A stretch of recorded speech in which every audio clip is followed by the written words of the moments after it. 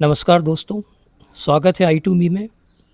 देखिए, पिछले एपिसोड्स में हमने जीवन शैली के 8 महत्वपूर्ण सूत्रों की बात की जो योग के लिए बहुत आवश्यक हैं और मुझे विश्वास है कि कुछ थोड़ा बहुत अभ्यास तो आप उनका कर ही रहे होंगे।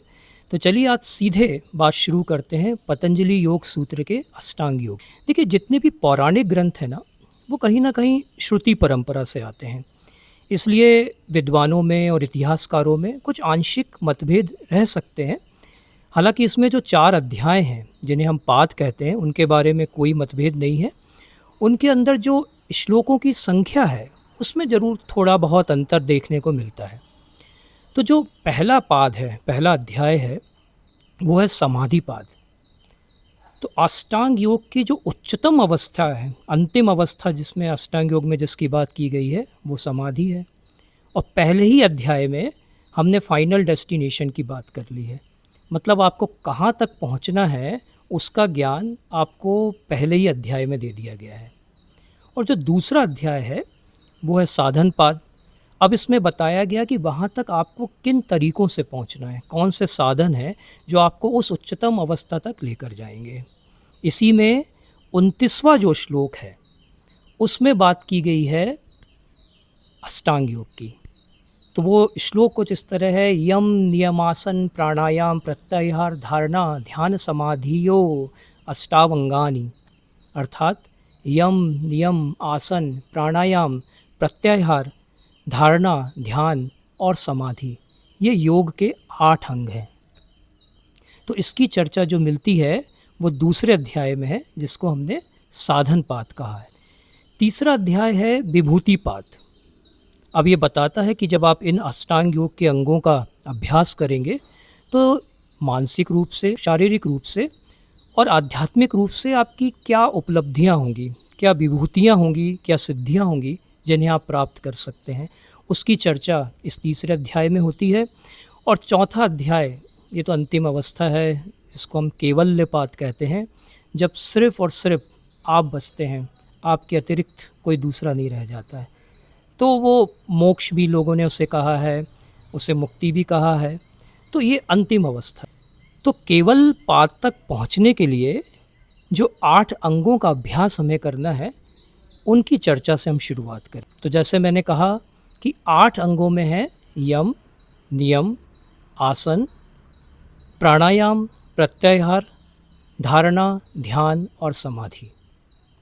मैं इन 8 अंगों को 4 सब कैटेगरीज़ में डिवाइड करता हूँ। सबसे पहली जो कैटेगरी है वो आपका योग, आपका संबंध समाज के साथ बताती है। मतलब वो सामाजिक अनुशासन की बात करती है और उसके अंतर्गत आता है यम। यम के भी 5 स्तंभ हैं जिनकी चर्चा हम आगे करेंगे।